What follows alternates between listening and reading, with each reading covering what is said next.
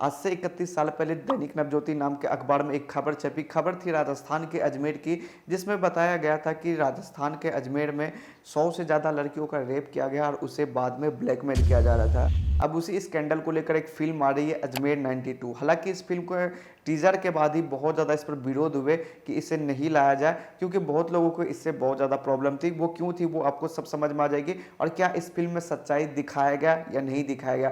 खैर, हमें उससे कोई मतलब नहीं। अगर आप इस वीडियो को पूरा देखते हो तो आपको एक एक सच्चाई अच्छे से पता चल जाएगी। एकदम पूरे डिटेल में मैं आपको समझाऊंगा, बस आप वीडियो में बने रहो, वीडियो को पूरा जरूर देखना।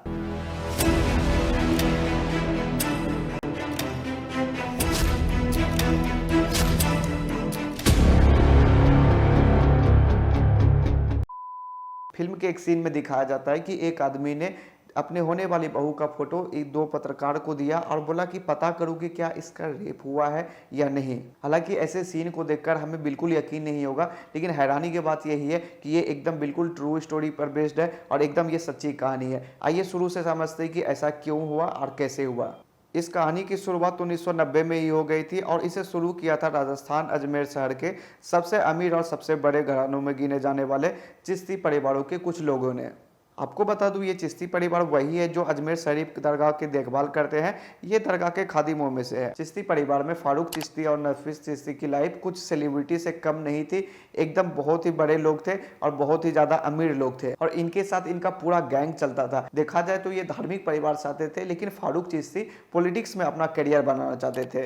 फारूक पहले कांग्रेस पार्टी ज्वाइन करता है और जल्द ही अजमेर कांग्रेस युवा मोर्चा का जिला अध्यक्ष बन जाता है। साथ ही नफीस चिश्ती भी यूथ विंग का उपाध्यक्ष बनता है। और इसी कांड का एक और mastermind Syed Anwar Chishti Congress youth wing का ज्वाइंट सेक्रेटरी बनता है। हालांकि देखें तो पॉलिटिक्स में कुछ ज़्यादा पकड़ इनकी नहीं थी, लेकिन जो इसके परिवार थे, जो इनके परिवार के लोग थे, उन्हें राजनीतिक में बहुत ज़्यादा पकड़ थी। अजमेर शहर में अगर किसी को कोई काम पड़ता तो उसे फारूक चिश्ती के पास जाना पड़ता, क्योंकि अगर जो भी काम पुलिस नहीं कर पाए, कोई लोग नहीं कर पाए, वो फारूक चिश्ती आराम से कर देता था, जिसके वजह से पूरे शहर में उसका दबदबा था। उसी समय सोफिया सेकेंडरी स्कूल की एक लड़की जो कि एक गैस का कनेक्शन लेना चाहती थी और कांग्रेस पार्टी में ज्वाइन होना चाहती थी। अगर आपको लगे कि ये गैस का कनेक्शन लेना कौन सी बड़ी बात है, तो ये बहुत बड़ी बात थी उस समय। अगर आपको गैस का कनेक्शन भी लेना था तो उसके लिए आपके पास बहुत बड़े पेड़ भी होने चाहिए थे, तब वो काम आपके आसानी से हो जाते। लेकिन उसको कोई रास्ता समझ में नहीं आ रहा था। उसने अपने एक सहेली से ये बात करी और उसकी सहेली ने उनको बोला कि अगर तुम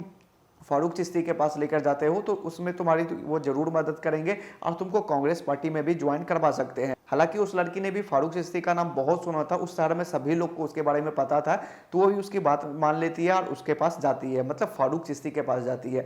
तो वहां जाने के बाद उसने सब बात बताया, तो फारूक चिश्ती ने बोला कि ठीक है, तुम्हारा काम हो जाएगा, गैस का भी काम तुम्हारा हो जाएगा और तुम्हें कांग्रेस पार्टी में भी ज्वाइन करवा लिया जाएगा। फिर कुछ समय के बाद फारूक चिश्ती सैयद अनवर चिश्ती से उसे मिलवाता है गैस के कामों के लिए और बोलता है कि आगे का काम यही तुम्हारा करेगा। हालांकि पहले तो सब नॉर्मल चल रहा था, लेकिन कुछ समय बाद जब वो लड़की स्कूल से घर जा रही थी तो रास्ते में एक गाड़ी रुकी और उस गाड़ी में फारूक के कुछ दोस्त थे जो कि उस लड़की को बोलते हैं कि आओ मेरे साथ, मैं तुमको आगे छोड़ दूंगा। हालांकि वो लड़की उन सभी लड़कों को अच्छे से जानती थी, क्योंकि उससे बहुत बार मिल चुकी थी, और क्योंकि फारूक के साथ जब वो जाती थी तो वो उस सब लड़कों को देखती थी, उसके दोस्तों को, तो उसे अच्छे से जानते थे। तो वो भी बिना हिचकिचाए उसके साथ बैठ गई। गाड़ी में बैठने के बाद घर के बजाय किसी अलग रास्ते में उसे ले जाया गया। हालांकि इस रास्ते को देखकर वो बोलती है कि मुझे इधर क्यों लेके जा रहे हो, तो उसने बताया, उसके जो लोग थे उसने बताया कि तुम्हें भाई ने बुलाया, यानी कि फारूक ने बुलाया है, तुमसे कुछ जरूरी काम है। अब उसको कुछ भी नहीं पता था और उन सब लड़कों ने उसे फारूक चिश्ती के फार्म हाउस पर लेकर गया।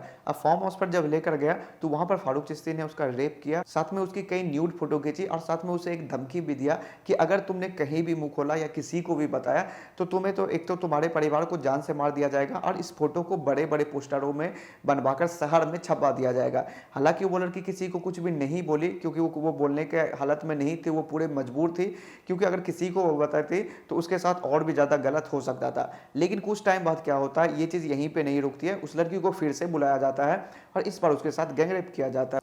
साथ में उसकी पुरानी फोटो को उसे दिखाकर कहा जाता है कि अगर तुम ये चाहती हो कि ये फोटो मैं जला दूं या तुम्हें दे दूं, तो इसके लिए तुम्हें एक काम करना पड़ेगा कि तुम्हें अपने किसी सहेली को या किसी दोस्त को मेरे पास लाना पड़ेगा।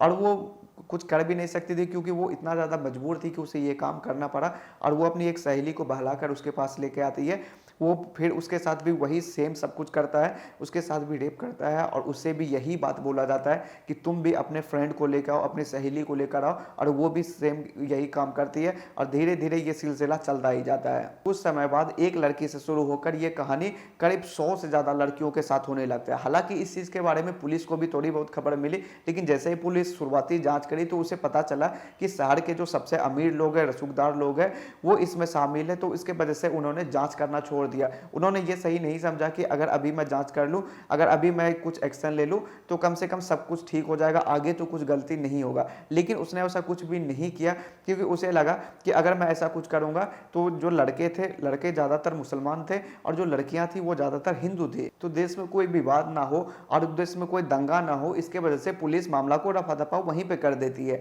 लेकिन इससे और भी उन सब के मन बढ़ते हैं और लड़कियों को इस बार फार्म हाउस पर नहीं बुलाया जाता, बल्कि कई अलग अलग नई जगह पर भेजे जाते हैं। गैंग में कई नए लोग आए थे जो कि लड़कियों को ब्लैकमेल कर उन्हें नए जगह पर भेजता था। नौबत तो ये हो गई थी कि एक ही लड़की के साथ एक दिन में ही कई बार बलात्कार हो जाते थे। हालांकि उस समय कोई सोशल मीडिया नहीं थी, ना ही कोई डिजिटल कैमरा थे जिससे कि तुरंत फोटो को खींचकर तुरंत फोटो को निकाला जा सके। तो उसके लिए एक लैब में भेजा जाता था, फोटो लैब में। फारूक चिश्ती के ही दोस्त महेश लोधानी एक फोटो लैब चलाते थे और उसमें ही फोटो को साफ करके भेजा जाता था। पहले तो फारूक के पास एकदम आसानी से फोटो चली जाती थी, लेकिन जब ये सब बात सबको थोड़ा धीरे धीरे पता चलने लगा, जो फोटो लैब में लोग काम कर रहे थे उसे जब पता चला, तो उसने क्या किया कि खुद भी जेरोक्स करके उसे कॉपी करके रख लिया अपने पास और कुछ फोटो फारूक को दे दिया। अब फारूक को ये बात पता भी नहीं था कि उसे कॉपी कर लिया गया, और यहाँ तक ये तक काम किया जाने लगा कि अब वो फोटो को बेचा जाने लगा, यानी कि जो जेरोक्स करके रखा था वो फोटो को बेचा जाने लगा। और जो लोग भी उसे खरीदते थे वो उससे खरीद कर लड़की को ब्लैकमेल करते थे, उसे ढूंढकर उससे कांटेक्ट करते थे, उससे पैसे मांगते थे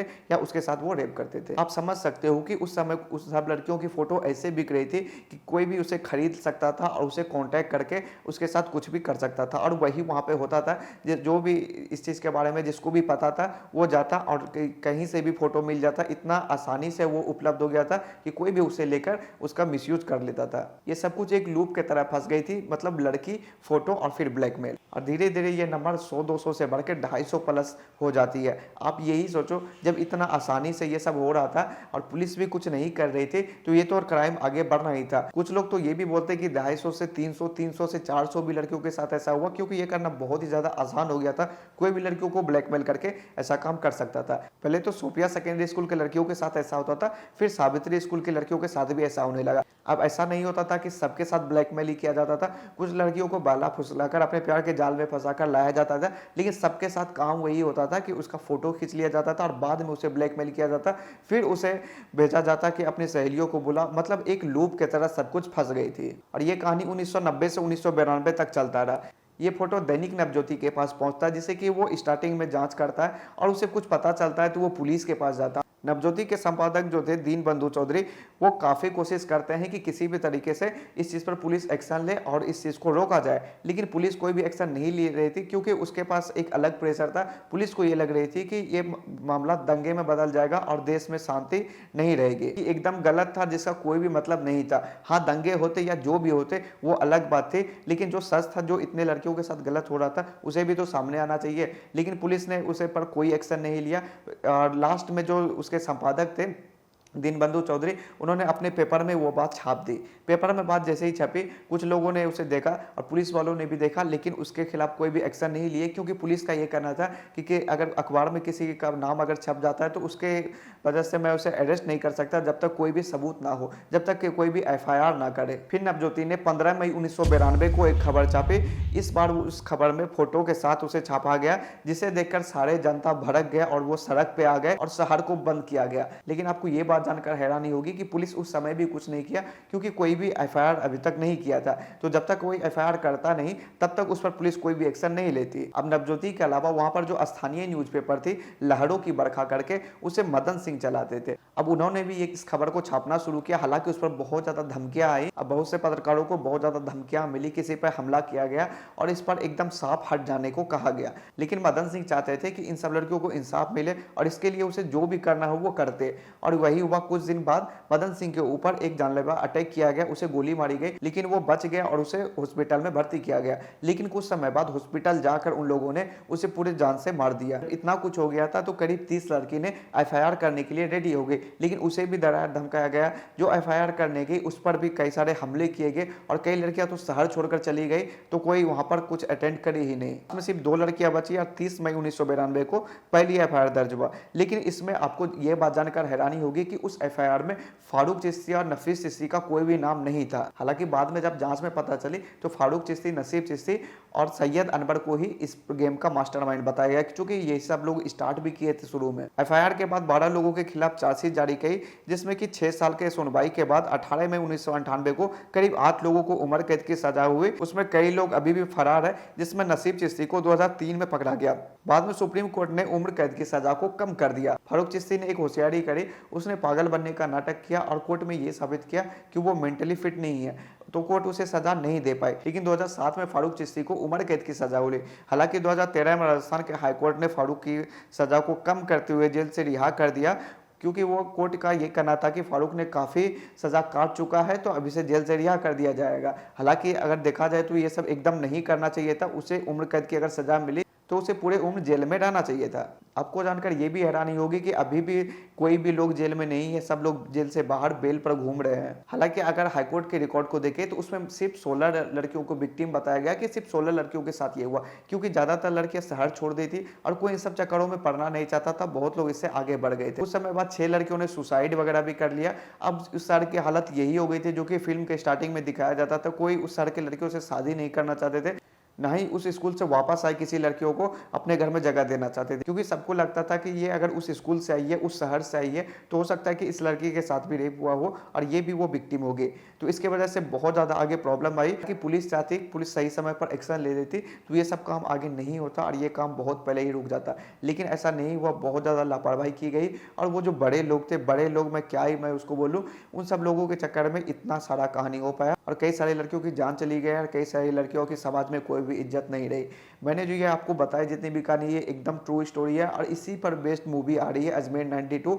आपने फिल्म देखी कि नहीं आप मुझे कमेंट करके बता सकते हो। और दोस्तों वीडियो को यहाँ तक देखो तो प्लीज़ लाइक करके चैनल को सब्सक्राइब कर देना हमारे रिसर्च के लिए, और आपको ऐसे आगे वीडियो भी मिलती रहेगी इससे। ठीक है, कुछ प्रॉब्लम हो तो आप कमेंट करके पूछना, कुछ आपको सलाह देनी हो, कुछ आपको बतानी हो तो कमेंट करके पूछ सकते हो, लेकिन चैनल को सब्सक्राइब जरूर कर देना। तो चलिए मिलते हैं फिर से अगले वीडियो में, तब तक के लिए हमारा इस वीडियो को देखने के लिए आपका बहुत बहुत धन्यवाद।